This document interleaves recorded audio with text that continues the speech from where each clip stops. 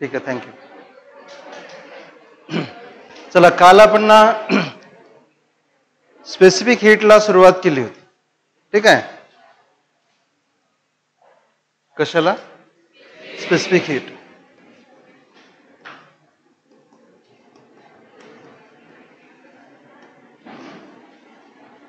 कोण सांगेल definition? What is the definition of specific heat? म्हणजे रटलेली डेफिनेशन नाही पाहिजे, तुम्हाला समजलेली. शब्द इकडे तिकडे झाले तरी चालतील, पण समजलेली definition.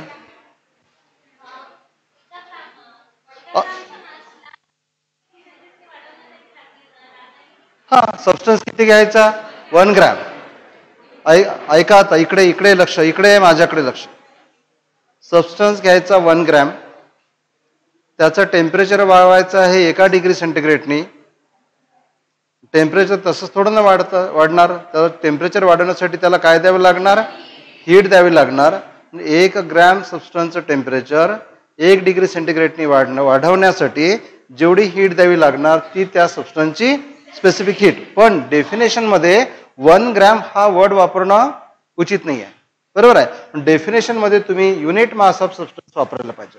So amount of heat required to rise the temperature of unit mass of substance by 1 degree Kelvin or 1 degree centigrade. वाढ जी आहे 1 डिग्री केल्विन मधली वाढ 1 डिग्री केल्विन आणि 1 डिग्री सेंटीग्रेडनी जी वाढ आहे ती सारखीच आहे. That amount of heat required is called specific heat.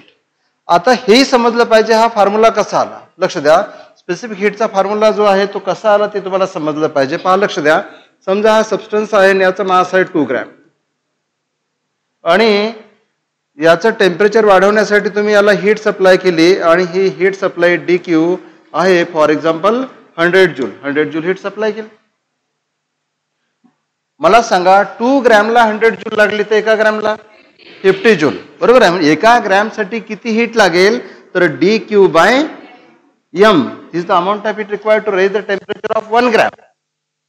समजा या हीटमुळे टेम्परेचर वाढलं असेल d theta equal to 2 degree centigrade. मग 2 डिग्री सेंटीग्रेड साठी एवढी लागली, बरोबर आहे. 1 डिग्री सेंटीग्रेड साठी आणखी तुम्ही काय करणार? 2 ने डिव्हाइड करणार. म्हणजे याला तुम्ही DQ ला M नी पण डिव्हाइड करणार, d थिटा नी पण डिव्हाइड करणार. DQ ला M नी डिव्हाइड केल्यामुळे काय मिळालं? मास. आणि DQ ला d थिटा नी डिव्हाइड केल्यामुळे काय मिळालं? Heat required to raise the temperature. Divide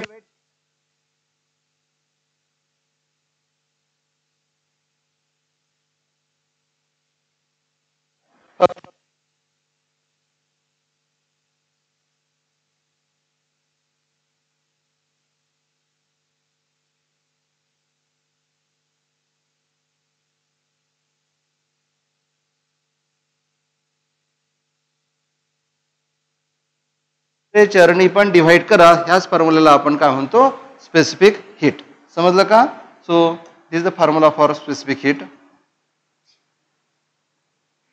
आणि म्हणून स्पेसिफिक हीटचा फॉर्म्युला आपण लिहिला होता. काय लिहिला होता formula? S equal to DQ upon M into d theta. आता याचा उपयोग पहा कुठे होणार, लक्ष द्या. उपयोग कुठे होणार? आपल्याकडे वॉटर आहे, एखाद्या बीकर मध्ये वॉटर आहे, ऐका बरोबर. इकडे पूर्ण 100%. या वॉटरचं टेम्परेचर आहे काहीतरी 30 डिग्री सेंटीग्रेड. पण तुम्ही याला हिटिंग करायला सुरुवात केली, बरोबर आहे. आणि हिटिंग केल्यामुळे त्या वॉटरचं टेम्परेचर वाढलं आणि हे झालं 50 डिग्री सेंटीग्रेड. आणि तुम्हाला म्हटलं असेल की what is the heat required. Heat losses आपण निग्लेक्ट करू. कितीनी टेम्परेचर वाढलं? 30 to 50 बाय हाऊ मच? 20 डिग्रीनी टेम्परेचर वाढलं, बरोबर आहे. 1 डिग्रीनी वाढवण्यासाठी जी लागते ती S आहे. ओके. पण 20 डिग्रीनी वाढलं टेम्परेचर, तुम्हाला काय काढायचं आहे? हीट रिक्वायर्ड काढायची आहे, बरोबर आहे. 20 डिग्रीनी टेम्परेचर वाढण्यासाठी लागणारी हीट तुम्हाला काढायची आहे. खूपच मोठा झाला हा इरेज. ओके. मग काय करायला अशा वेळेस तुम्ही पहा, लक्ष द्या. ह्या वॉटरचं मास दिलं असेल काहीतरी 10 gram 2 gram 5 gram what ever it may. मग तुम्हाला हीट रिक्वायर्ड लागत असेल, तुम्ही DQ इक्वल टू काय करणार? M into S into d theta. Okay. त्यासाठी तुम्हाला S माहित पाहिजे, वॉटरची स्पेसिफिक हीट. आणि वॉटरची स्पेसिफिक हीट वेल नोन असते. स्पेसिफिक हीट ऑफ वॉटर ती असते 1 calorie per gram per degree centigrade. जसं लक्ष द्या घ्या, जसं वॉटरची डेन्सिटी पाठ करायची गरज नाही आहे, ती तुम्हाला माहीतच पाहिजे. 1 ग्रॅम पर सेंटीमीटर क्यूब. बरोबर आहे काय? 1 ग्रॅम पर सेंटीमीटर क्यूब काय आहे? वॉटरची डेन्सिटी दिलेली नसते. 1 ग्रॅम पर सेंटीमीटर क्यूब तुमच्या लक्षातच पाहिजे. तसंच वॉटरची स्पेसिफिक हीटही दिलेली नसते डेटामध्ये. वॉटरची स्पेसिफिक हीट किती? 1 calorie per gram per degree centigrade. What does it mean? एका ग्रॅम वॉटरचं टेम्परेचर जर एका डिग्री सेंटीग्रेडने वाढवायचं असेल तर 1 कॅलरी हीट लागणार. समजलं का? मिनिंग क्लिअर असले पाहिजेत, मग खूप सारे मॅथमॅटिकल गोष्टी तुम्हाला करता येतील. 1 ग्रॅम वॉटरचं टेम्परेचर 1 डिग्री सेंटीग्रेडने वाढवायचं आहे, किती हीट लागेल? 1 कॅलरी. तीच तर त्याची स्पेसिफिक हीट आहे. समजलं का? मग एका ग्रॅमसाठी 1 कॅलरी लागते, 5 ग्रॅमसाठी 5 कॅलरी लागणार, 10 ग्रॅमसाठी 10 कॅलरी लागणार. पण त्याने टेम्परेचर एका डिग्रीने वाढलं. मग एका डिग्रीने टेम्परेचर वाढलं असेल तर करावं लागेल, जेवढ्या डिग्रीने वाढलं असेल तेवढ्या डिग्रीने मल्टिप्लाय करा. म्हणून यावरून हीट रिक्वायर्ड जर तुम्हाला काढायची असेल so D Q equal to काय लिहिता येणार? M into S into D theta. पण बरेचदा असंही काम पडते की एखादी बॉडी आहे, ती बॉडी काय म्हणू आपण, त्या बॉडीचं टेम्परेचर कमी झालं. टेम्परेचर कमी झालं म्हणजे या बॉडीने हीट काय केली? इव्हॉल्व केली. ती दुसऱ्या कुठल्या तरी बॉडीने काय केली असणार? ऍब्झॉर्ब. मग तुम्हाला जर heat absorb by the other body काढायची असेल तर जेवढी पहिल्या बॉडीने इव्हॉल्व केली मे बी तेवढी दुसऱ्या बॉडीने काय केली? ऍब्झॉर्ब. हीट इव्हॉल्व तुम्हाला काढायची आहे. जर टेम्परेचर कमी होत असेल त्यासाठी तोच फॉर्म्युला आहे, D Q equal to M into S into D theta. म्हणजे एखाद्या बॉडीने किती हीट ऍब्झॉर्ब केली किंवा एखाद्या बॉडीने किती हीट इव्हॉल्व केली, इमिट केली, हे जर तुम्हाला काढायचं असेल तर काय काय माहिती असलं पाहिजे? त्या बॉडीची स्पेसिफिक हीट, त्या बॉडीचं मास आणि टेम्परेचर कितीने वाढलं किंवा कमी झालं, ह्या जर गोष्टी माहिती असतील तर तुम्हाला त्या बॉडीने किती हीट ऍब्झॉर्ब केली किंवा किती हीट इमिट केली ते काढता येणार. ओके, लक्षात राहील. मग स्पेसिफिक हीटचा काय formula? S equal to D Q upon M into D theta. इथं मास आहे, मास असल्यामुळे ही कोणती स्पेसिफिक हीट झाली? जर तुम्ही युनिट मास टेम्परेचर वाढवत असाल तर त्याला म्हणतात प्रिन्सिपल स्पेसिफिक हीट. आणि जर त्याऐवजी तुम्ही युनिट मोल 1 मोल एका मोलचं टेम्परेचर वाढत असाल तर त्याला काय म्हणतात? Molar specific heat. म्हणजे ही कोणती स्पेसिफिक हीट आहे? Principal specific heat. समजलं का? आणि काल मी तुम्हाला युनिट डायमेन्शन बद्दलही बोललो होतो. फक्त इथेच युनिट बदलेल. इथे प्रिन्सिपल मध्ये किलोग्रॅम येणार आणि जर मोलर असेल तर इथे मोल्स येतील. बरोबर? जिथे मास आहे तिथे नंबर ऑफ मोल्स येतील. समजलं का? तर आता तुमच्यावर डिपेंड आहे की तुम्हाला कोणती स्पेसिफिक हीट दिलेली आहे, मोलर दिलेली आहे की प्रिन्सिपल दिलेली आहे. मग युनिटकडे आपण लक्ष देत नाही. सरांनी सांगितलं फॉर्म्युला वापरायला D Q equal to M into S into D theta. बरं, D Q equal to M into S into D theta तेव्हाच वापरता येणार जेव्हा प्रिन्सिपल स्पेसिफिक हीट असेल. मोलर स्पेसिफिक हीट असेल तर मासच्या जागी नंबर ऑफ मोल्स घ्यावे लागतील. क्लिअर होत आहे पॉइंट? ओके, तर हा झाला रोल स्पेसिफिक हीटचा. नेक्स्ट पेजवर आपल्याला पाहायचं आहे लॅटेंट हीट. ओके,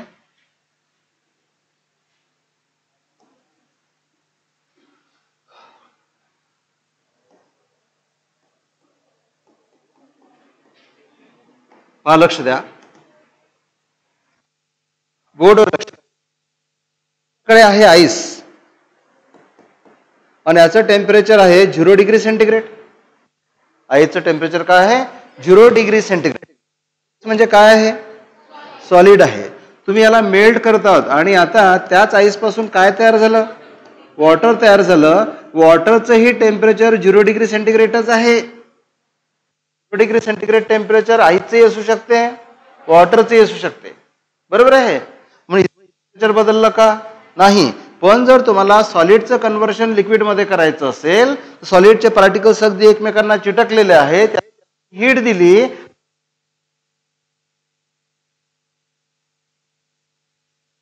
मध्ये होते. म्हणून सॉलिडचं कन्व्हर्शन लिक्विडमध्ये करण्यासाठी जी हीट लागेल that is called as latent heat of vaporisation. काय? Sorry, latent heat of fusion. याला म्हणतात F latent heat of fusion. इथे त्या लिक्विडचं काय झालं? फ्युजन झालं. तो फ्यूज झाला, वितळला. बरोबर आहे? पण हे आईस किती असलं पाहिजे? परत युनिट मास. मग 1 ग्रॅम आईस असेल आणि त्याचं टेम्परेचर 1 ग्रॅम आईसचं रूपांतर तुम्हाला कशामध्ये करायचं असेल? वॉटरमध्ये करायचं असेल. Its melting point at constant temperature. मी इतकं हळू सांगून राहिलो पण तरी काहींचं लक्ष लागून नाही राहिलं. आपल्याकडे सुरुवातीला काय आहे म्हणजे सॉलिड कुठलाही असू शकते, त्याचं रूपांतर कशामध्ये करायचं आहे, water, without change in temperature. Temperature बदलणार नाही. मग सॉलिडचं रूपांतर लिक्विड साठी तुम्हाला काय द्यावं लागणार, याला हीट द्यावं लागणार. पण लिक्विड किंवा सॉलिड किती घ्यायचं, युनिट मास, त्याला जेवढी हीट दिली असता त्याचं रूपांतर कॉन्स्टंट टेम्परेचरला त्या सबस्टन्सच्या लिक्विडमध्ये होते. तर ती हीट जी आहे त्याला म्हणतात लॅटेंट हीट ऑफ फ्युजन, LF. कळलं का? म्हणून लॅटेंट हीट ऑफ फ्युजन काय असेल, युनिट मास सॉलिडचं रूपांतर युनिट मास लिक्विडमध्ये करायचं आहे at its melting point. The heat required is called as latent heat. ही काय झाली, latent heat of fusion. So actually latent heat काय आहे की कॉन्स्टंट टेम्परेचरला सबस्टन्सचा फेज बदलण्यासाठी, फेज बदलणे म्हणजे सॉलिडचं लिक्विड करणे किंवा लिक्विडचं वेपर करणे. युनिट मास ऑफ सबस्टन्सचं युनिट मास ऑफ सबस्टन्सचा फेज बदलायचा आहे, त्याची स्टेट बदलायची आहे. सॉलिड असेल तर लिक्विड करायचा, लिक्विड असेल तर वेपर करायचं, आणि जेवढी हीट लागेल that is called as latent heat. पण सॉलिडचं लिक्विड करत असाल तर लॅटेंट हीट ऑफ फ्युजन, आणि लिक्विडचं जर वेपर करत असाल तर latent heat of vaporisation. Latent heat word समजला? कोण सांगेल लॅटेंट हीटचा फॉर्म्युला काय असेल? समजा असं विचार करा की इथे मला आता खाली पाहिलेलं चालणार नाही काय, विद्यार्थिनी असो की विद्यार्थी असो, तुमचं पूर्ण लक्ष माझ्याकडे लागेल. समजा इथे काय सबस्टन्स जो आहे युनिट मासच्या ऐवजी असं म्हटलं, मी एकदम सिंपल क्वेश्चन विचारतो मी तुम्हाला. 2 ग्रॅम याला हीट लागली काहीतरी काय म्हणू आपण,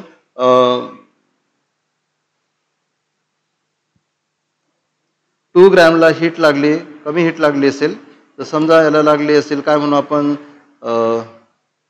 80 कॅलरी. मग 2 ग्रॅमला 80 कॅलरी लागली तर लॅटेंट हीट किती? मी एवढ्यासाठी तुम्हाला विचारत आहे, मला माहिती आहे की तुम्हाला अर्धवट समजून राहील, तुम्ही त्याला फक्त समजलेल्या गोष्टीला तसं लक्ष ठेवायचा प्रयत्न करून राहिले, त्याचा यूज करता आला पाहिजे.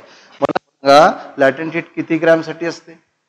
1 ग्रॅमसाठी. मग 2 ग्रॅमला 80 कॅलरी हीट लागली आईचं कन्व्हर्शन वॉटरमध्ये करण्यासाठी, 1 ग्रॅमला 40, बरोबर आहे. मग कसं काढलं 40? जेवढी हीट लागली त्याला मासनी डिवाइड केलं. म्हणून लॅटेंट हीटचा जो फॉर्म्युला आहे त्याला काय करतात, हीट जी लागली त्याला मासनी डिवाइड करतात. फक्त जर सॉलिडचं रूपांतर लिक्विडमध्ये होत असेल तर त्याला फ्युजन म्हणतात, आणि परत हीट जेवढी लागली त्याला मासनी डिवाइड करतात, आणि लिक्विडचं कन्व्हर्शन वेपरमध्ये होत असेल त्याला लॅटेंट हीट ऑफ वेपरायझेशन म्हणतात. पहिली झाली latent heat of vaporisation. Okay. आणि हे फक्त मी समजण्यासाठी एक्झाम्पल घेतलं होतं 80. मला सांगा कोणाला माहिती आहे का की वॉटर जे आहे latent heat of fusion of water, 1 gram वॉटरला फ्यूज करण्यासाठी, मला पहिले एवढं सांगा की आईचं कन्व्हर्शन वॉटरमध्ये करण्यासाठी जास्त हीट लागेल की वॉटरचं कन्व्हर्शन वेपरमध्ये करण्यासाठी जास्त हीट लागेल? वॉटरचा वेपर खूप सारी होते ना, व्हॉल्यूम वाढते ना, व्हॉल्यूम वाढलं म्हणजे बर्डन होते, बरोबर आहे. इथे हीट कमी लागते, ही असते 80 कॅलरी पर ग्रॅम. आणि लॅटेंट हीट ऑफ वेपरायझेशन हे पण वॉटरचीच म्हटलं पाहिजे, आणि ही असते 540 कॅलरी पर ग्रॅम. म्हणजे ज्यावेळेस तुम्ही वॉटर उकडता, बरोबर आहे, त्या वॉटरचे काय होते, वेपर होते. 1 ग्रॅम वॉटरचे वेपर होत असेल तर किती? 2 ग्रॅमसाठी,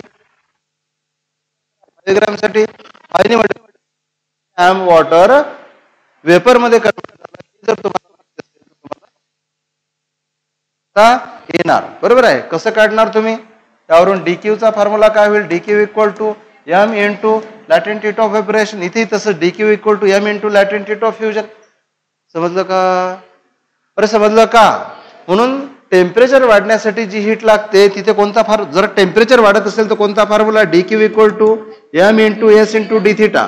आणि जर स्टेट बदलत असेल तर कोणता formula, DQ equal to M into DQ equal to M into L. कोणता कधी वापराल? जर टेम्परेचर वाढत असेल तर स्पेसिफिक हीटचा फॉर्म्युला वापरा, आणि स्टेट बदलत असेल तर लॅटेंट हीटचा फॉर्म्युला वापरा. सॉलिडचं लिक्विड होत असेल तर लॅटेंट हीट ऑफ फ्युजन घ्या, आणि लिक्विडचं वेपर होत असेल तर लॅटेंट हीट ऑफ वेपरायझेशन घ्या. कळलं का? समजलं का? कळलं? आता भाई याचं तुम्हाला अप्लिकेशनही करता आलं पाहिजे. अप्लिकेशन काय असेल पहा, समजण्याचा प्रयत्न करा. तर तुमच्याकडे आईस आहे आणि आईस जनरली 0 डिग्री सेंटीग्रेडला दिलेलं असते. आणि काय म्हणू आपण की तुमच्याकडे आहे 10 ग्रॅम ऑफ आईस. आईस किती आहे? 10 ग्रॅम. कायच करावं तुमचं या 10 ग्रॅम आईस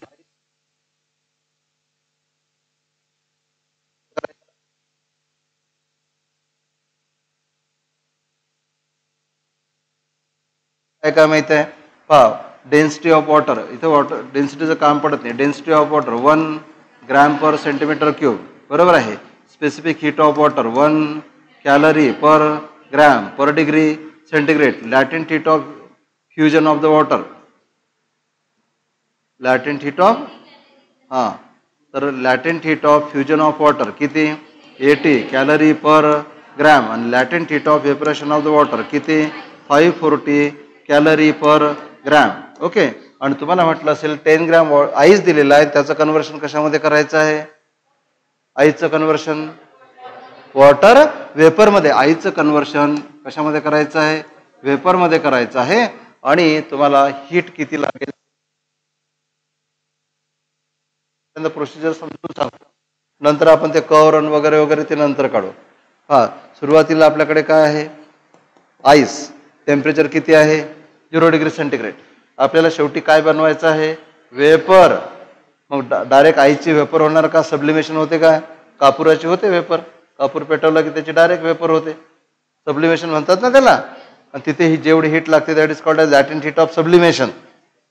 फेज बदलतो तिथे पण. लक्ष द्या, ही वॉटर आहे, किती टेम्परेचरला आहे? 0 डिग्री सेंटीग्रेड. याला तुम्ही काय करणार? मेल्ट करणार, बरोबर आहे. मेल्ट करणार. आईसला मेल्ट केल्यानंतर काय बनेल? आता वॉटर. पण या वॉटरचं temperature till it is at 0 degree centigrade. इथे जी हीट लागेल ती किती असेल? फेज बदलला असेल तर किती हीट लागेल? DQ equal to M into latent heat of fusion. Phase बदलला ना? ओके. आता वॉटर आहे किती डिग्री सेंटीग्रेडला? 0 डिग्री सेंटीग्रेडला. डायरेक्टच वेपर होणार का? वॉटरची डायरेक्ट वेपर होते का? पहिले त्या वॉटरचं टेम्परेचर वाढवावं लागेल. आणि टिल वी हॅव वॉटर. पण या वॉटरचं टेम्परेचर किती झालं? 100 डिग्री सेंटीग्रेड. फेज बदलला का? नाही. फक्त काय बदललं? टेम्परेचर. टेम्परेचर बदललं असेल तर इथे किती हीट लागणार? DQ equal to M into S into D theta. हे झालं वॉटर 100 डिग्री सेंटीग्रेडला. आता या वॉटरचं रूपांतर कशामध्ये होणार? वेपरमध्ये होणार. फेज बदलला आणि या वेपरचे टेम्परेचर 100 डिग्री सेंटीग्रेडच असेल. नंतर तुम्हाला त्या वेपरचं टेम्परेचर वाढवता येईल, बरोबर आहे. इथे फक्त स्टेट बदलली आणि इथे वॉटरचं वेपर होत आहे. म्हणजे इथे काय होत आहे? बॉइलिंग ऑफ द वॉटर, बरोबर आहे. बॉइलिंग होत आहे. आणि इथे जी हीट लागेल, इथे हीट किती लागेल? DQ equal to M into latent heat of vaporisation. कुठे कोणती हीट वापरायची समजलं का? टेम्परेचर जर बदलत असेल तर स्पेसिफिक हीटचा फॉर्म्युला वापरा. आणि फेज बदलत असेल तर लॅटेंट हीटचा फॉर्म्युला वापरा. जेवढे ग्रॅम असतील, जेवढे किलोग्रॅम असतील तेवढ्यानी. आता मला सांगा, तुम्हाला मास माहिती आहे किती आहे? किती म्हटलं होतं? Ice 10 gram. मास तुम्हाला माहिती आहे. लॅटेंट हीट ऑफ फ्युजन माहिती आहे किती आहे? मग इथे किती हीट लागेल? 10 इंटू किती? 10 इंटू 80 म्हणजे किती? 800 कॅलरी. आता M into S into D theta. Mass किती आहे? 10. स्पेसिफिक हीट किती आहे? 1. आणि कितीने टेम्परेचर वाढलं? 0 to 100. कितीनी वाढलं? 100नी. 100नी वाढलं म्हणजे किती? 1000 काय? कॅलरी. आता वॉटर आहे आणि इथे परत वाढवायचं. हे 10 आहे. हे किती आहे? 540 म्हणजे किती मिळेल? 5400 काय? कॅलरी. तुम्हाला म्हटलं टोटल हीट काढा या सर्वांची, ऍडिशन करायचं. समजलं का? मग इथे काय होत आहे? मेल्टिंग. इथे काय होत आहे? Change in temperature. इथे काय होत आहे? बॉइलिंग. पुढे आणखी काही असू शकते, पण ते वेपरच्या बाबतीत आपल्याला त्याची स्पेसिफिक हीट काही दिलेली नसते वेपरची. कळलं का? करता येईल. आणि याच आपल्याला कर्व काढता येणार, that is called melting curve. मला सांगा, इथे कुठली प्रोसेस आयसोथर्मल आहे का? आयसोथर्मल. आयसो म्हणजे सेम, थर्म म्हणजे टेम्परेचर. अशी प्रोसेस सांगा जिथे टेम्परेचर कॉन्स्टंट राहते. इथे किती आहे 0 आणि इथे किती आहे 0. So melting of the ice, melting कोणती प्रोसेस आहे? आयसोथर्मल. नंतर वॉटरच आहे, बॉइलिंग सुद्धा कोणती प्रोसेस आहे? आयसोथर्मल. पण जिथे टेम्परेचर कॉन्स्टंट राहते ती आयसोथर्मल प्रोसेसचं बेस्ट एक्झाम्पल विचारलं ना तुम्ही सांगा मेल्टिंग ऑफ आईस. नंतर boiling of water is the best example of isothermal process. समजलं का? कळलं? आता काय करू आपण, जे इथं केलं त्यासाठी आपल्याला एक कर्व काढायचा आहे, बरोबर आहे. तर नेक्स्ट पेजवर काढतो मी. तर एका ऍक्सिसवर घेऊ आपण टेम्परेचर आणि दुसऱ्या ऍक्सिसवर घेऊ आपण हीट रिक्वायर्ड. ओके, इथे घेऊ आपण. पहिल्यांदा काय आपल्याकडे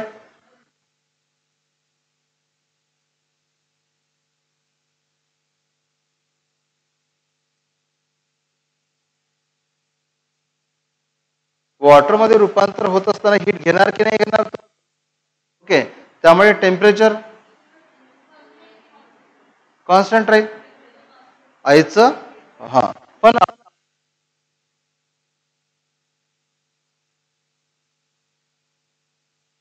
काय करून राहिलो, त्या सॉलिडचं टेम्परेचर वाढवलं, बरोबर आहे. म्हणजे इथे तुम्ही त्या सॉलिडचं काय केलं? हिटिंग केलं इथपर्यंत. आणि आता त्या सॉलिडचं होत आहे मेल्टिंग. सॉलिडचं काय झालं? मेल्टिंग. मेल्टिंग होत असताना टेम्परेचर कॉन्स्टंट राहते. मेल्ट झाला, पहिले इथपर्यंत काय आहे? हा सॉलिडच आहे. इथेही सॉलिड आहे, इथेही सॉलिड आहे, इथपर्यंत हा सॉलिड आहे. मेल्टिंग झाला तर सॉलिडचं काय झालं? लिक्विड झालं. आता त्या लिक्विडचं टेम्परेचर वाढवायचं आहे, टेम्परेचर वाढवायचं आहे तर कर्व असा जाणार. इथे त्या लिक्विडचं काय होत आहे? हिटिंग होत आहे. इथपर्यंत इथे लिक्विड आहे, इथे लिक्विड आहे. आता त्या लिक्विडचं काय होणार आहे? वेपर. वेपर होत असताना टेम्परेचर कसं राहते? कॉन्स्टंट. टेम्परेचर कॉन्स्टंट आहे. इथे काय झाली त्याची? वेपर. नंतर त्या वेपरचं आणखी तुम्हाला टेम्परेचर वाढवता येते, त्या वेपरचं टेम्परेचर वाढवता येईल. म्हणजे इथे त्या वेपरचं काय होत आहे? हिटिंग होत आहे. आणि इथे लिक्विडची वेपर होणे म्हणजे इथे काय होत आहे? बॉइलिंग होत आहे. समजलं का? कवर एका ऍक्सिसवर काय घेतलं? टेम्परेचर. दुसऱ्या ऍक्सिसवर काय घेतलं? हीट. किंवा हीट घेता येणार किंवा टाइम पण घेता येणार तुम्हाला. इथे टाइम पण घेतला तरी चालेल, कारण की या प्रोसेसला टाइम तर लागेलच ना. हीटही लागत जाणार. हीट न घेता आपण टाइम घेऊ, कारण हीटची स्केल बनवता येणार आपल्याला. तर पहिल्यांदा आपल्याकडे काय आहे? सॉलिड. आपल्याला आपलं एम काय? त्या सॉलिडचं कन्व्हर्शन वेपरमध्ये करणे. मग त्या सॉलिडचं टेम्परेचर वाढवलं. कुठपर्यंत वाढवलं? त्याच्या मेल्टिंग पॉइंट पर्यंत, बरोबर आहे. मेल्टिंग पॉइंट पर्यंत टेम्परेचर वाढलं. इथपर्यंत हीट लागणार. ही हीट काढता येणार DQ equal to M into S into D theta. S म्हणजे स्पेसिफिक हीट ऑफ सॉलिड, बरोबर आहे. आता त्याचं काय करायचं आहे? मेल्टिंग. इथे जे हीट लागेल, इथे फेज बदलत आहे, सॉलिडचं लिक्विड. इथे किती हीट लागेल? DQ equal to M into latent heat of fusion लागेल ना. हा, इथे आता लिक्विड आहे, लिक्विडचं टेम्परेचर वाढवायचं आहे, इथे किती हीट लागेल? DQ equal to M into S of liquid into D theta. Okay, एवढी हीट लागेल. इथे काय होत आहे? बॉइलिंग. इथे जी हीट लागेल ते काय असणार? इथे बॉइलिंग प्रोसेसमध्ये DQ इक्वल टू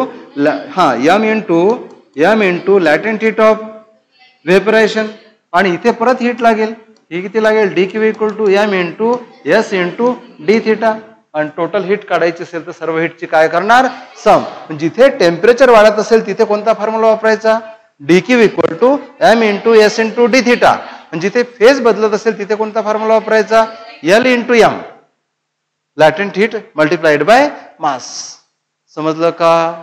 हे झालं latent heat of vaporation, latent of heat of fusion. त्याला म्हणतात हिटिंग कर्व. हा काय झाला?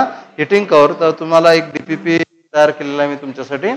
तर त्यामध्ये बरेचसे प्रॉब्लेम्स असतील ते तुम्हाला करता येतील. समजलं? ते लिहून घ्यायचं आहे का याच्या अगोदरचं? तर लिहायचं तरी काय आहे त्याच्यामध्ये? फक्त डेफिनेशनच लिहायचं. मी ना इथे फोटो काढून घ्या. ओके, इथपर्यंत काही प्रॉब्लेम?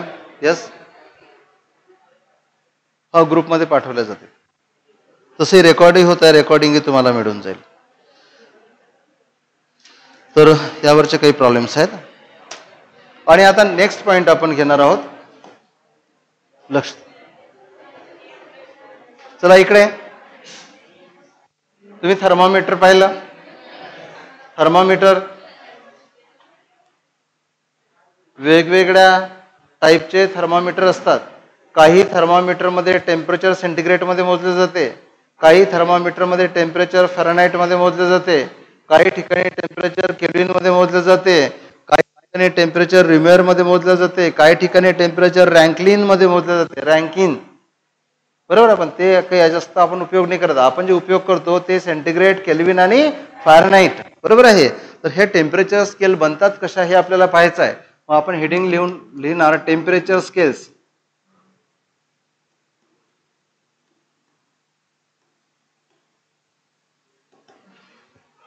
हा टेम्परेचर स्केल काय असेल लक्ष द्या. इथे बघा, इथे थर्मामीटर आहे, त्यात मर्क्युरी असेल किंवा काही असू द्या. लक्ष द्या इकडे बोर्डवर.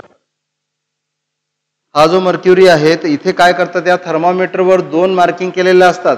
एक असते लोअर मोस्ट मार्किंग आणि एक असते अपर मोस्ट मार्किंग. याला म्हणतात लोअर फिक्स पॉइंट, LFP. काय? Lower fix point. आणि हा मर्क्युरी जिथपर्यंत जास्तीत जास्त जाणार त्याला म्हणतात अप्पर फिक्स पॉइंट, UFP. तर लोअर फिक्स पॉइंट कसा निवडतात, हा जो मर्क्युरी आहे याला आईस मध्ये बुडवतात म्हणून त्याला आईस पॉइंट सुद्धा म्हणतात. काय? Ice point.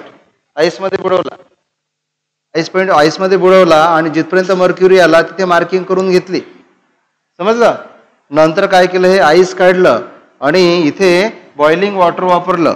आईच्या जागी काय वापरलं, आईच्या जागी काय वापरलं, बॉइलिंग वॉटर. बरोबर आहे. तर बॉइलिंग वॉटर वापरलं. बॉइलिंग वॉटर वापरल्यामुळे हा मर्क्युरी वर गेला आणि जिथे तो थांबला तो काय झाला, अप्पर फिक्स पॉइंट. मला सांगा, पहिल्यांदा काय होतं, आईस.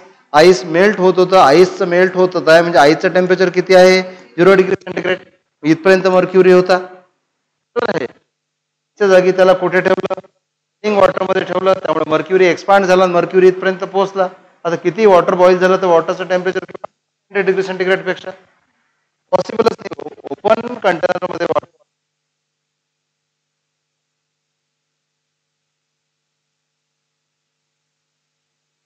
नाही राहणार, क्लोज कंटेनर मध्ये वाढवू शकता.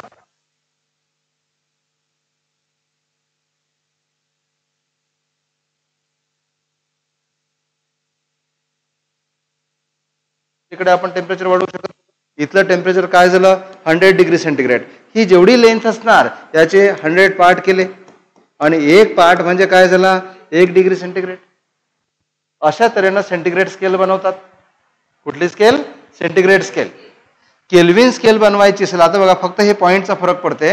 मग सेंटीग्रेड स्केल जर बनवायची असेल तर काय करू आपण की असं करतो मी, इथे लिहितो मी स्केल, इथे लिहितो मी लोअर फिक्स पॉइंट आणि इथे लिहू आपण upper fix point. Okay. Centigrade scale असेल तर लोअर फिक्स पॉइंट काय झाला, 0 degree centigrade. Upper fix point काय झाला, 100 डिग्री सेंटीग्रेड. बरोबर आहे. जर केल्विन स्केल असेल, डिग्री केल्विन, तर याच्यामध्ये 273 ऍड करा. 273.15 डिग्री केल्विन हा काय असतो, लोअर फिक्स पॉइंट. आणि ज्यावेळेस वॉटर बॉईल होते त्यामध्ये 100 ऍड करा. सो 273.15 हा काय असतो, अपर फिक्स पॉइंट. आणि जर का फॅरनहाईट स्केल असेल तर लोअर फिक्स पॉइंट असतो 32 डिग्री फॅरनहाईट आणि अप्पर फिक्स पॉइंट असतो 212 डिग्री फॅरनहाईट. याचा अर्थ 32 डिग्री फॅरनहाईटला आईस असते, टेम्परेचर किती असते, 0 डिग्री सेंटीग्रेड. आणि ज्यावेळेस वॉटर बॉईल व्हायला लागते त्यावेळेस टेम्परेचर किती असते, 212 डिग्री सेंटीग्रेड. तुम्हाला तिन्ही टेम्परेचर स्केलवरचे लोअर पॉईंट आणि अप्पर पॉईंट समजले का. ऍक्च्युली लोअर पॉईंट कोणता घेतला, किंवा that is called ice point. Point घेतला बॉइलिंग पॉईंट, अप्पर पॉईंट. समजलं का. ज्यावेळेस ice melt, lower fix point. ज्यावेळेस वॉटर वेपर मध्ये कन्वर्ट होणार त्या टेम्परेचरला काय म्हटलं, अप्पर फिक्स पॉईंट. पहिली मार्किंग करताना काय केलं, ते जो थर्मामीटर आहे कुठे ठेवलं, आईस मध्ये ठेवलं आणि पहिली मार्किंग केली म्हणजे काय मिळाला, लोअर फिक्स पॉईंट. बरोबर आहे. आणि नंतर तेच एंड कशामध्ये ठेवलं, बॉइलिंग वॉटर मध्ये ठेवलं आणि जिथपर्यंत तो मर्क्युरी पोहोचला त्याला काय म्हटलं, अप्पर फिक्स पॉईंट. तुम्हाला सर्वांचे लोअर फिक्स पॉईंट आणि अप्पर फिक्स पॉईंट माहिती आहेत. फिक्स पॉईंट किती असणार, 0, अप्पर किती 100. केल्विन मध्ये लोअर फिक्स पॉईंट 273.15 आणि अप्पर फिक्स पॉईंट 373.15 100 वाढवायचं तुम्हाला माहिती आहे. इन्क्रीज जो आहे सेंट्रिग्रेड मधला आणि केल्विन मधला सेम आहे.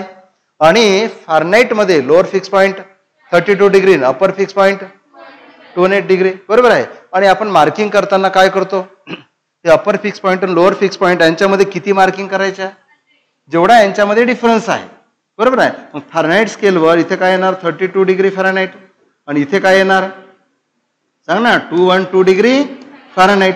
इथे काय होतं आईस पॉईंट, आणि इथे काय आहे वेपर पॉईंट, बरोबर आहे. आणि याचे किती तुकडे कराल 32 पासून, म्हणजे किती 180 मार्किंग, किती मार्किंग करायच्या. पण फॅरनाईट स्केल जी आहे त्याच्यावर तुम्हाला किती मार्किंग केलेले दिसतील 180, आणि एक मार्किंग म्हणजे 1 डिग्री फॅरनाईट, बरोबर आहे. सेंटिग्रेड स्केलवर तुम्हाला किती मार्किंग केलेले दिसतील 100, 0 आणि लोअर फिक्स पॉईंट आणि अपर फिक्स पॉईंट मध्ये, आणि एक मार्किंग म्हणजे 1 डिग्री सेंटिग्रेड. आणि केल्विन स्केलवरही तुम्हाला किती मार्किंग केलेले दिसतील 100च. समजलं का, एवढं लक्षात आलं. कुठली टेम्परेचर स्केल कशी बनवतात, किती पॉईंट फिक्स करतात, 2 लोअर फिक्स पॉईंट आणि अपर fix point. Generally lower fix point काय असतो, लोअर फिक्स पॉईंट काय असतो आईस ज्यावेळेस मेल्ट होते that is called ice point, melting of the ice. Upper fix point काय असतो बॉइलिंग ऑफ द वॉटर. हा काय झाला अपर फिक्स पॉईंट, पण टेम्परेचर रेंज पण लिमिटेड आहे, त्याच्या पलीकडे टेम्परेचर मोजतात त्यावेळेस दुसरं टेक्निक वापरत असतील. एवढं तुम्हाला समजलं. आता बघा कुठल्याही स्केलची एक प्रॉपर्टी असते, काय प्रॉपर्टी असते पहा. तर बा कुठलंही रिडिंग असेल, any reading on the scale, त्यामधून काय करायचं लोअर फिक्स पॉईंट मायनस करायचा आणि खाली लिहायचं अपर fix point minus lower fix point, बरोबर आहे. आणि it is constant for any scale. तुम्ही म्हणत असाल की हे काय चालू आहे की समजून नाही राहिलं आम्हाला, 1 मिनिटात समजायला लागेल. याचं कोणते रिडिंग जे काही समजा आपण टेम्परेचर मोजलं ना आपल्याला काहीतरी टेम्परेचर आहे, बरोबर आहे. ते टेम्परेचर इथे लिहायचं, वर काय नंतर काय लिहायचं त्या स्केलचा लोअर फिक्स पॉईंट. सेंटिग्रेड असेल तर 0 लिहा, केल्विन असेल तर 273.15 लिहा, फॅरनाईट असेल तर 32 लिहा. इथे काय करायचं अपर फिक्स पॉईंट आणि लोअर फिक्स पॉईंट. सेंटिग्रेड असेल तर 0 आणि 100, केल्विन असेल तर 273.15 मायनस 173.15 अगेन 100, आणि फॅरनाईट असेल तर अपर fix point 212, lower fix point 32. म्हणजे त्यांच्यामधला काय लिहायचं आहे डिफरन्स लिहायचा आहे. आता एवढं जर तुम्हाला समजलं असेल तर तुम्हाला फॅरनाईटची डिग्री, डिग्रीचे केल्विन काही पण करता येणार. ओके, पहिल्यांदा लिहितो मी पहा. इथे लिहिलं आपण काहीतरी टेम्परेचर आहे, आणि टेम्परेचर आहे काय म्हणू आपण थीटा डिग्री सेंटिग्रेड. मी फक्त डिग्री सेंटिग्रेड लिहितो. टेम्परेचर कशामध्ये आहे डिग्री सेंटिग्रेड मध्ये. लोअर फिक्स पॉईंट किती आहे 0, आणि इथे सेंटिग्रेड स्केल घेतली, अपर फिक्स पॉईंट किती आहे 100, लोअर फिक्स पॉईंट किती आहे 0. दुसरी स्केल घ्या केल्विन, तर इथं काय असणार degree kelvin. Lower fix point किती आहे 273.15, अपर फिक्स पॉईंट किती आहे किती हे तर किती आहे 373.15 मायनस 273.15. नंतर घ्या फॅरनाईट स्केल. इथं काय करायचं डिग्री फॅरनाईट. लोअर फिक्स पॉईंट किती आहे 32, अपर फिक्स पॉईंट किती आहे 212, लोअर किती 32. तुम्हाला हे काय चालू आहे. आता बघा याला सिम्प्लिफाय करा. इथे किती राहतील 0 डिग्री अपॉन 100. इथे किती राहतील केल्विनचं काम नाही पडत, डायरेक्टली ते घेऊ आपण, कारण की सेंटिग्रेडचं केल्विन, केल्विनचं सेंटिग्रेड करता येत तुम्हाला. इकडे जर लिहिलं इथे काय असतील फॅरनाईट मायनस किती 32, इकडे काय असणार 180. यावरून तुम्हाला डिग्रीचे फॅरनाईट आणि फॅरनाईटची डिग्री करता येतील का. 0 0 करा कॅन्सल, इथं 2 ने डिवाइड करा, इथे 2 ने डिवाइड करा. इथे काय मिळेल degree centigrade by 5 equal to इथे काय मिळेल डिग्री फॅरनाईट मायनस 32 बाय 9, बरोबर आहे. बरेचदा याला कसं लिहितात बघा डिग्री सेंटिग्रेड इक्वल टू हा 5 वर घ्या, सो 5 बाय 9. इथे काय लिहायचं फॅरनाईट मायनस 32. म्हणजे जर का तुम्हाला फॅरनाईट मधलं टेम्परेचर माहित असेल तर त्यामधून 32 मायनस करा, त्याला 5 ने मल्टिप्लाय करा, 9 ने डिवाइड करा, तुम्ही फॅरनाईटचं कन्व्हर्शन डिग्रीमध्ये करा, बरोबर आहे. आता डिग्रीचं फॅरनाईट करताना काय होणार पहा. इथे काय करू आपण F minus Fahrenheit minus 32 equal to 9 by 5 times degree centigrade, बरोबर आहे. सो फॅरनाईट मध्ये कन्वर्ट करायचं असेल तर 9 by 5 times degree centigrade plus 32 म्हणजे सेंटीग्रेडमध्ये जे टेम्परेचर आहे त्याला 9नी मल्टिप्लाय करा, 5नी डिव्हाइड करा, त्यामध्ये 32 ॲड करा, सेंटीग्रेडचं कन्व्हर्शन फॅरनहाइटमध्ये होणार. फॅरनहाइटचं सेंटीग्रेड, सेंटीग्रेडचे फॅरनहाइट करता येतील. केल्विनचा तर प्रश्नच नाही आहे, कारण तुम्हाला सेंटीग्रेडमध्ये करता आलं की 273 ॲड केली की काय बनतील, केल्विन बनतील. समजलं का सांगा. रिलेशन पाठ करू नका. काय आपण काय केलं ते समजण्याचा प्रयत्न केला. आपण सगळ्यात पहिल्यांदा काय फिक्सअप केलं,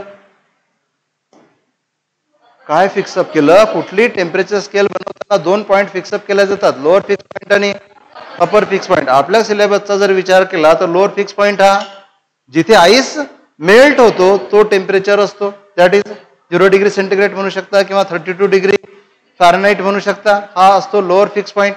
आणि अपर फिक्स पॉईंट काय असतो, जिथे तेच वॉटर बॉईल व्हायला लागते तो काय असतो, अपर फिक्स पॉईंट. दोन्ही पॉईंट मार्क करायचे. आता काय करायचं, त्या दोन टेम्परेचर मध्ये जेवढा डिफरन्स आहे तेवढ्या रेषा काढायच्या, तेवढ्या मार्किंग करायच्या, बरोबर आहे. ते जर सेंटीग्रेड मध्ये घेतलं तर 1 डिग्री सेंटीग्रेड, केल्विन मध्ये घेतलं तर 1 केल्विन, आणि फॅरनहाइट मध्ये घेतलं तर 1 फॅरनहाइट.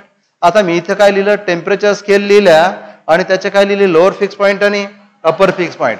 पहिली temperature scale centigrade, lower point 0, अपर पॉईंट 100. दुसरी केल्विन, लोअर पॉईंट 273, नको 273.15 ऍड करा आणि 100 वाढवा. आणि फॅरनहाइट मध्ये 32 आणि 212, बस एवढंच फक्त लक्षात पाहिजे.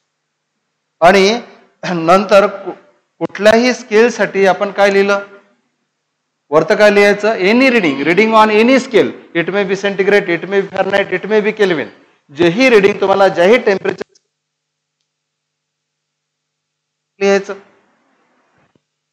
केल्विन मधलं लिहा, सेंटीग्रेड मधलं माहित असेल सेंटीग्रेड मधलं लिहा, ज्यामधलं माहित असेल त्यामधलं रिडिंग इथे लिहून टाका. नंतर काय करा, ते रिडिंग जर सेंटीग्रेड मध्ये असेल तर सेंटीग्रेडचा लोअर फिक्स पॉईंट लिहा, ते जर फॅरनहाइट मध्ये असेल तर फॅरनहाइटचा लोअर फिक्स पॉईंट लिहा. खाली काय लिहा, अपर फिक्स पॉईंट आणि लोअर फिक्स पॉईंट यांच्यामधला डिफरन्स लिहा. ओके. आणि हा जो रेशो आहे हा कसा राहणार, constant for any scale, it may be centigrade, it may be Fahrenheit, it may be degree, it may be Reaumur scale, it may be Rankine scale. Rankine असेल तरी तेच, रिमेर असेल तरी तेच राहणार. Isn't it? समजलं का? आता हेच रिलेशन करा. पहिले कोणासाठी घेतलं, डिग्री सेंटीग्रेड. समजा तुमच्याकडे टेम्परेचर आहे, काहीतरी ऑब्जेक्ट आहे, त्याचं टेम्परेचर किती आहे, काहीतरी degree centigrade. Lower fix point किती, 0. दोघांमधला डिफरन्स किती, 100. नंतर केल्विन मध्ये लिहायचं असेल तर लोअर फिक्स पॉईंट किती, 273.15. दोघांमधला डिफरन्स किती, 100. आणि सेंटीग्रेड फॅरनहाइट मध्ये लिहायचं असेल तर लोअर पॉईंट 32. दोघांमधला डिफरन्स किती, 180. बरोबर आहे. डिफरन्स लक्षात राहील. सेंटीग्रेड मध्ये 100, केल्विन मध्येही 100 आणि फॅरनहाइट मध्ये 180. वरतं लिहिताना जे टेम्परेचर असेल ते वर लिहा आणि लोअर पॉईंट असेल तो खाली लिहा. चालेल, बरोबर आहे. मग काय रिलेशन मिळालं, इथे बघा आपण काय केलं, इथे काय झालंय, सेंटीग्रेड आणि खाली किती आहे, हे झालं सेंटीग्रेड आणि खाली किती आहेत, 100. इथे किती आहे, केल्विन, केल्विन घेतला नाही मी, फॅरनहाइट आणि -32 किती आहेत, 180. 0 0 केला, कॅन्सल. इथे 2 ने डिवाइड केलं, इथे 2 ने डिवाइड केलं. Degree centigrade by 5, degree Fahrenheit -32/9. आता फक्त सेंटीग्रेड बरोबर लिहा किंवा फॅरनहाइट बरोबर लिहा. सेंटीग्रेड बरोबर लिहिताना हा 5 वर जाणार, म्हणून सेंटीग्रेड काढायचे असतील, फॅरनहाइटचं कन्व्हर्शन सेंटीग्रेड मध्ये करायचं असेल तर हा फॉर्म्युला आहे. It is use to convert temperature in Fahrenheit into centigrade. Fahrenheit मध्ये टेम्परेचरचं रूपांतर कशामध्ये, समजा तुम्हाला ताप आला तर कोणी म्हणते 102 ताप आहे, सांगा 102 ताप म्हणजे किती डिग्री सेंटीग्रेड. 102 म्हणतात ना, किती ताप आहे, 102 म्हणजे खूपच ताप आहे. 103 तर बरं, त्याच्यापेक्षा 105 झाला तर गेला आहे ना. मग सांगा ना, 102, 102 टेम्परेचर, 102 डिग्री फॅरनहाइट ताप आला तर 102 - 32, 102 - 32 किती, किती राहिले, 70 है ना. 70 ला 5 ने मल्टिप्लाय करा, 9 ने डिवाइड करा, किती होते, हो करा ना, किती, 47.5. 47.5 टेम्परेचर म्हणजे खूप सारं टेम्परेचर झालं. 47 समजते. ॲटमॉस्फेरिक टेम्परेचर ज्यावेळेस 47 असते ना, आपण घराच्या बाहेर नाही पडू शकत, तेवढं टेम्परेचर कधी कधी आपल्या बॉडीचं होऊन जाते. आता करता येईल फॅरनहाईटचं कन्व्हर्शन डिग्रीमध्ये, करता येईल ना. हां, जनरली आपण फॅरनहाईट वापरतो, फॅरनहाईटचं कन्व्हर्शन डिग्रीमध्ये करता आलं पाहिजे. फॅरनहाईटचं डिग्रीमध्ये करतात तसं डिग्रीचं फॅरनहाईटमध्ये करता आलं पाहिजे. काय करणार, इकडे पहा, काही काही नाही जमत नाही अजूनही, ते फक्त पाहून राहिले, लक्षात ठेवून राहिले, तसं नाही. आता काय करायचं आपल्याला, फॅरनहाईट लेफ्ट हँड साईडला फॅरनहाईट आणायचं, इकडे पहा वर लेफ्ट हँड साईडला फॅरनहाईट आणायचा. 9 जाणार मल्टिप्लिकेशनमध्ये, 5 जाणार डिव्हिजनमध्ये, कोणाच्या, सेंटीग्रेडच्या. 9 वर गेला, 5 खाली आला, डिग्री सेंटीग्रेड. इथे काय राहिलं, F-32, पण आपल्याला F पाहिजे, तर काय करणार तिकडे 32. आता मी तुम्हाला म्हटलं की टेम्परेचर आहे काय म्हणू आपण की 25 डिग्री सेंटीग्रेड, आणि तुम्हाला फॅरनहाईट करायचं 25 bye 25 bye 5, 25 bye 5, 5 into 9, 45, 45 plus 32, 72. म्हणजे किती फॅरनहाईट, 72 फॅरनहाईट. 77 फॅरनहाईट. समजलं का, करता येतील काय, काय तेच माहित नाही. काय करता येईल, सेंटीग्रेडचे फॅरनहाईट आणि फॅरनहाईटचे सेंटीग्रेड करता यायला पाहिजे. समजलं का, काही प्रॉब्लेम. जेवढं तुम्हाला शिकवलं त्यावर एक DPP आहे, तो तुम्हाला मी आता देऊन ठेवतो आणि तुम्हाला ट्राय करायचा आहे, सोडून पाहायचं आहे.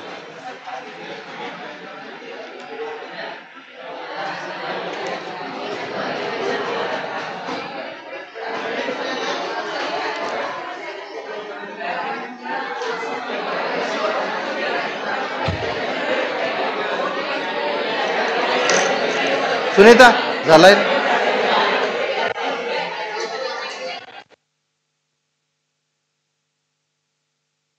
लक्ष द्या. आता जो DP मी तुम्हाला देणार आहे तो तुम्ही सोडून पहा. उद्या त्यामधल्या डिफिकल्टीज आपण सॉल्व्ह करू, ठीक आहे. अरे उद्या काही प्रॉब्लेम आहे का टायमिंगचा, उद्या सकाळी जर आपण बॅच, कोणाकोणाचे पेपर आहेत उद्या, उद्याही कोणाकोणाचे पेपर आहेत हात वर करा. कितने बजे तक आहे, आम्हाला यांचा राहू दे ना, समाचार का ग, हा किती वाजता,